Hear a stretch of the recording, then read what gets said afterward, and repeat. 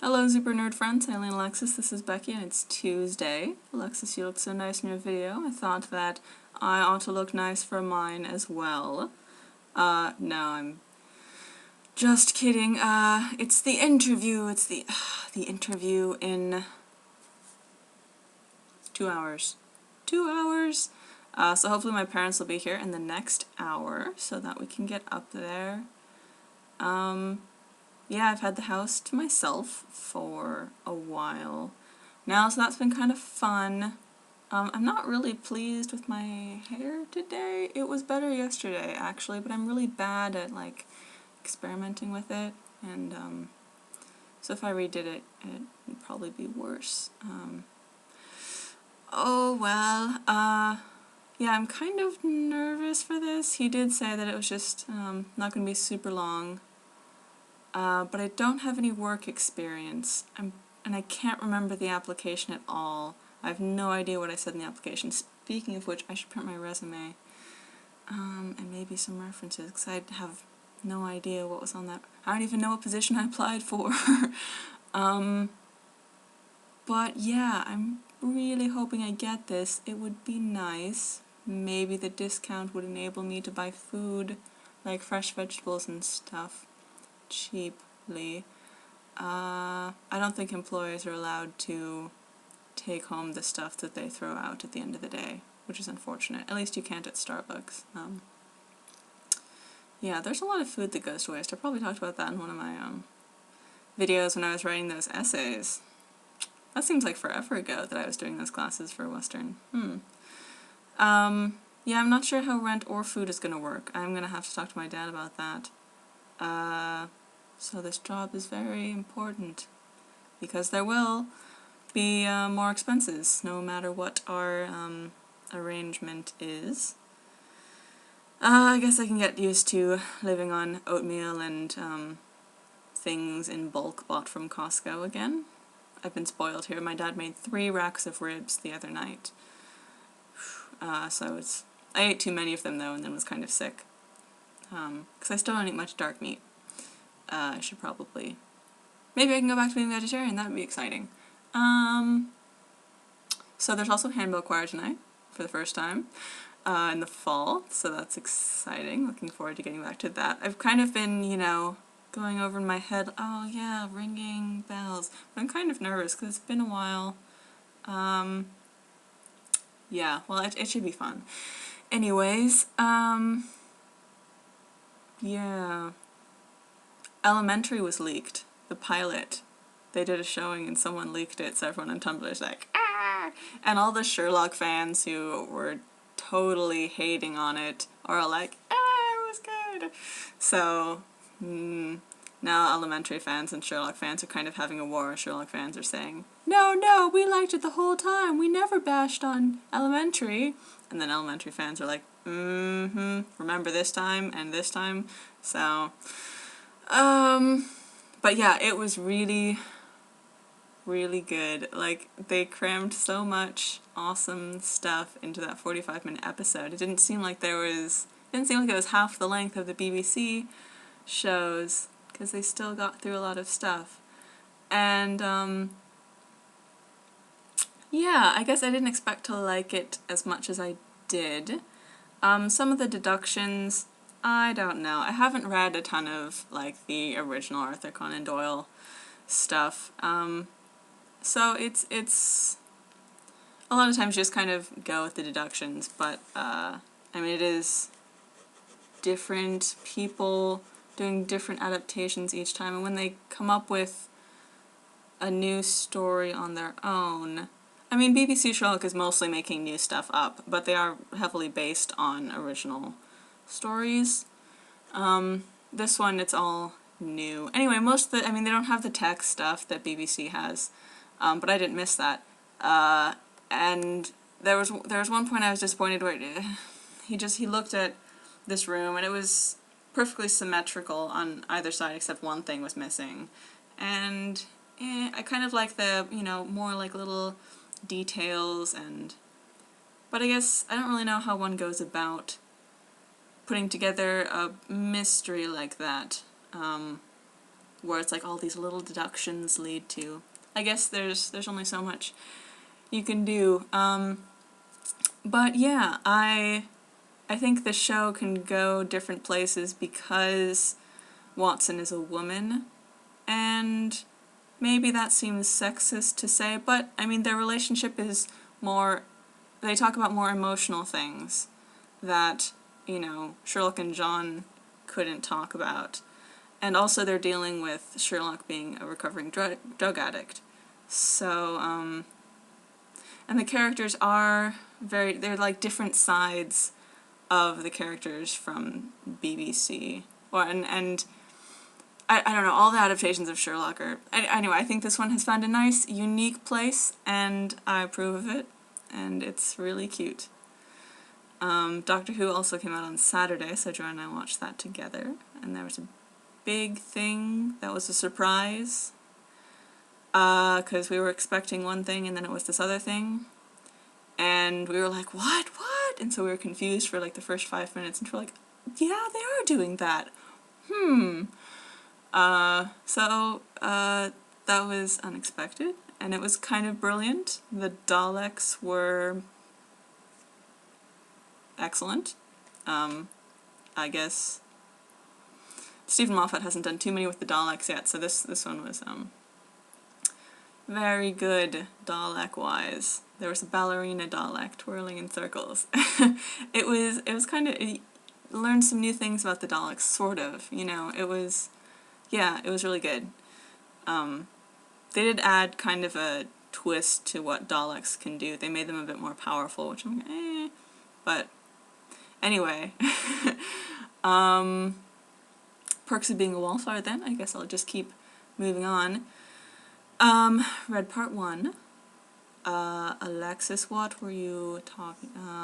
I talked with you a little bit after we played Portal 2, or before, I suppose. That was fun, playing Portal 2. And yeah, it seems kind of weird that all these seniors are kind of accepting Charlie into their circle of friends and thinking that it's cool that he, in a way, that he's just kind of hanging out on the side, observing things. He kind of reminds me of a character from Tinker Tailor Soldier Spy who just observes things. And I guess I often find it weird that those people are recognized in books. Maybe it's because people who write books are those people, and so they want to give them, you know, their kind some recognition. But that doesn't seem to happen in life very often. Yeah, so I kind of like Sam. I think she's pretty cool. The part that said we accept the love we think we deserve, Joanne actually highlighted that part. It is rather deep, but I don't really know where either of those people were coming from, Charlie's older sister and her boyfriend. I can't really understand either of them in that situation. I can't understand his character change from crying because he didn't stand up to bullies and his girlfriend was mad at him for that, and then suddenly lashing out at his girlfriend. I can't understand what would drive him to make that switch. It seems kind of weird. I don't understand why she would appreciate that.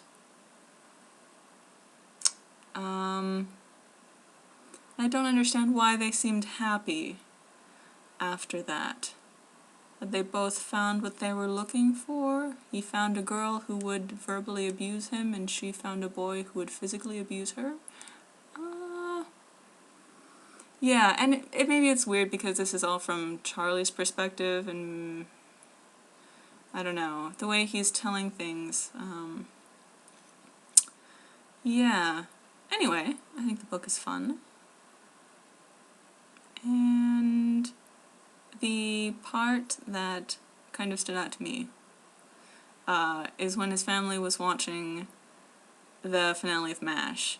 And that just seemed like a wonderful family bonding experience. My family doesn't watch TV shows. The only one that we watched on a regular basis was Extreme Home Makeover. So the idea of, and their family's like one person bigger than mine, so I guess that makes a difference too, but it wasn't that everyone was crying, because people cry in my family all the time. My dad he can't watch anything without crying. Can't take him anywhere, even a play at the high school. But no, just the idea of, watching something every week together for years, and then culminating and getting to know characters like that. I love TV shows, but I don't so much watch them every week and as watch them all at once. If I watch them all at once, it's either by myself or with one other person. And you just don't build up that thing over a long time. I guess when Joanna and I watch Doctor Who, maybe when Matt Smith dies or something. I mean, 11. I don't want Matt Smith to die.